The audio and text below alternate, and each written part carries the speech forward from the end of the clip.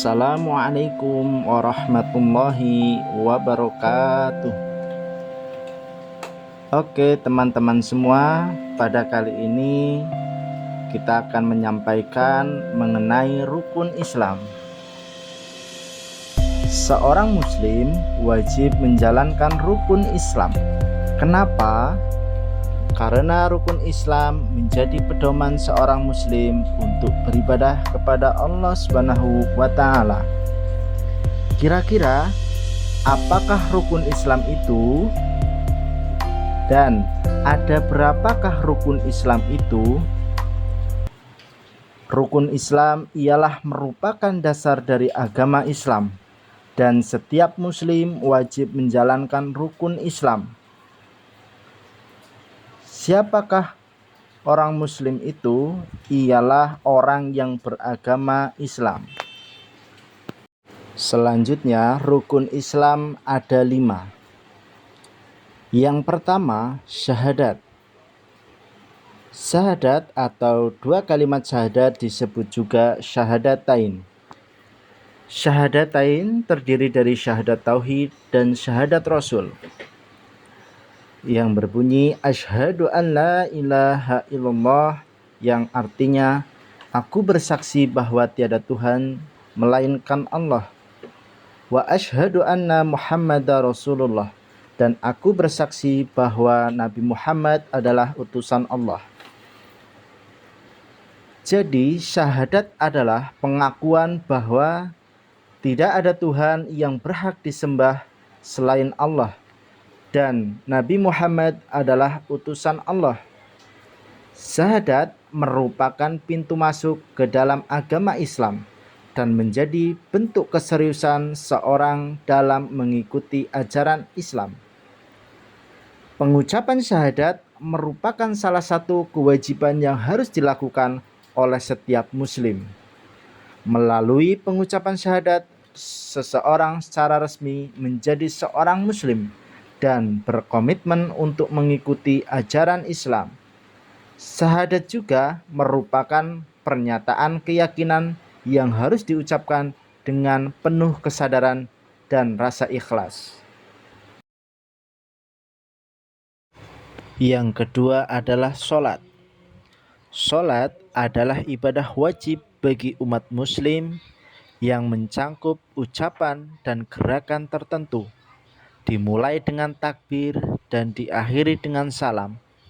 Ibadah kepada Allah Subhanahu wa Ta'ala bentuk pengabdian kepada Allah Subhanahu wa Ta'ala, mengingat Allah Subhanahu wa Ta'ala, memohon ampunan Allah Subhanahu wa Ta'ala, memperkuat hubungan spiritual dengan Allah Subhanahu wa Ta'ala, dan ibadah yang dilakukan 5 kali sehari oleh setiap muslim.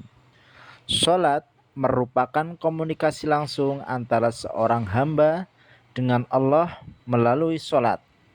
Sholat juga menjadi sarana bagi seorang muslim untuk menghindari dari perbuatan keji dan mungkar, sehingga ia memperoleh kedamaian jiwa dan badan yang dapat membahagiakan di dunia dan di akhirat. Allah mensyariatkan bahwa untuk melaksanakan sholat, setiap muslim harus menyucikan dirinya terlebih dahulu, melalui dari suci badan, pakaian, dan tempat yang digunakan untuk sholat. Maka sebelum sholat, seorang muslim melakukan wudhu untuk membersihkan diri dengan air suci dari semua barang najis seperti hadas kecil dan hadas besar, dalam rangka mensucikan badannya dari najis lahir dan hatinya dari najis batin. Sholat merupakan tiang agama. Ia sebagai rukun terpenting Islam setelah 2 kalimat syahadat. Seorang muslim wajib memelihara semenjak usia baligh atau dewasa hingga mati.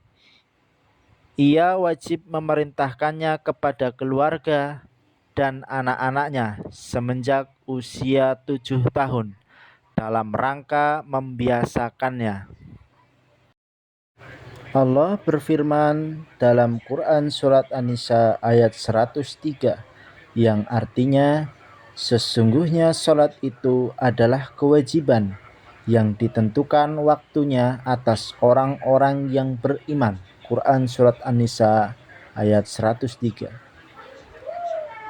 Salat wajib bagi seorang muslim dalam kondisi apapun hingga pada kondisi ketakutan dan sakit. Seseorang menjalankan sholat sesuai kemampuannya, baik dalam keadaan berdiri, duduk, maupun berbaring. Bila ia tidak mampu kecuali sekedar dengan isyarat mata atau hatinya, maka ia boleh sholat dengan isyarat. Rasulullah Shallallahu Alaihi Wasallam mengabarkan bahwa orang yang meninggalkan sholat itu bukanlah seorang muslim, entah laki-laki atau perempuan. Terdapat 5 waktu sholat untuk pelaksanaannya, yaitu sholat subuh, sholat zuhur, sholat asar, sholat maghrib, dan sholat isya. Adapun waktunya, yang pertama, waktu sholat subuh dimulai dari munculnya fajar shidik di ufuk timur dan berakhir saat terbit matahari. Tidak boleh menunda sampai akhir waktunya. Yang kedua, waktu sholat duhur dimulai dari condongnya matahari hingga sesuatu sepanjang bayang-bayangnya. Yang ketiga, waktu sholat asar dimulai setelah habisnya waktu sholat zuhur hingga matahari menguning. Yang keempat, waktu sholat maghrib dimulai setelah terbenamnya matahari dan berakhir dengan lenyapnya senja merah. Yang kelima, waktu sholat isya dimulai setelah habisnya waktu maghrib hingga akhir malam. Yang ketiga, zakat. Zakat adalah kewajiban memberikan sebagian harta kepada orang yang berhak menerima. Zakat merupakan bentuk solidaritas sosial dan cara untuk membersihkan harta dari sifat kikir dan keegoisan. Melalui zakat, seorang muslim belajar untuk berbagi dengan sesama dan menjaga keadilan sosial. Zakat memiliki tujuan untuk mengurangi kesenjangan sosial dan membantu kaum yang membutuhkan. Harta yang dikeluarkan sebagai zakat akan digunakan untuk membantu fakir miskin, orang-orang yang terlilit hutang, janda, yatim piatu, dan kaum mustahik lainnya. Melalui zakat, seorang muslim berkontribusi dalam menciptakan masyarakat yang adil dan harmonis. Zakat merupakan kewajiban yang dikeluarkan pada harta orang yang memiliki kelebihan. Ada beberapa jenis zakat, yaitu zakat fitrah yang dikeluarkan pada bulan Ramadan. Ada juga zakat mal, yaitu zakat yang dikeluarkan berdasarkan hasil niaga atau penghasilan.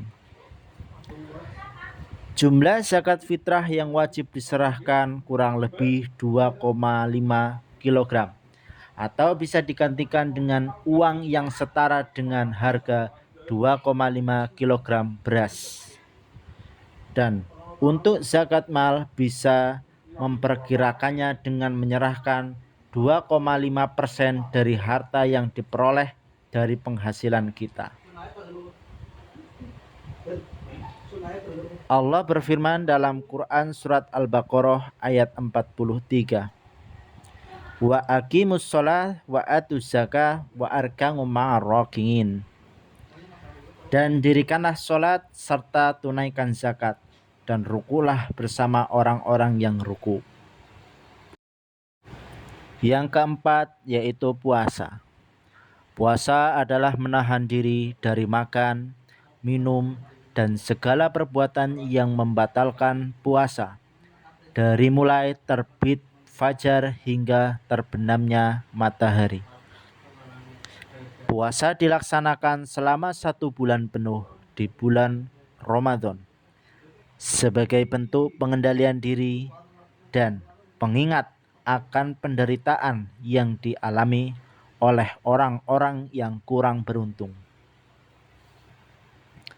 Puasa memiliki makna spiritual yang dalam. Selama puasa, seorang muslim berusaha meningkatkan ketakwaan dan menjauhi segala bentuk dosa. Puasa juga merupakan waktu untuk introspeksi diri, memperbaiki hubungan dengan Allah SWT, dan memperbaiki hubungan dengan sesama manusia.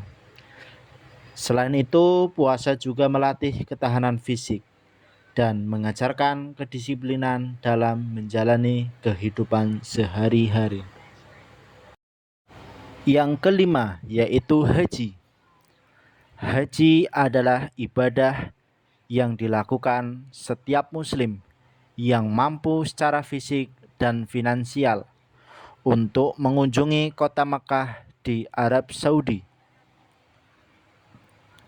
Haji merupakan perjalanan spiritual yang melibatkan jutaan muslim dari seluruh dunia. Melalui haji, seorang muslim memperkuat ikatan dengan Allah SWT dan meningkatkan keimanan dan ketakwaannya. Haji merupakan kewajiban sekali seumur hidup bagi seorang muslim yang mampu.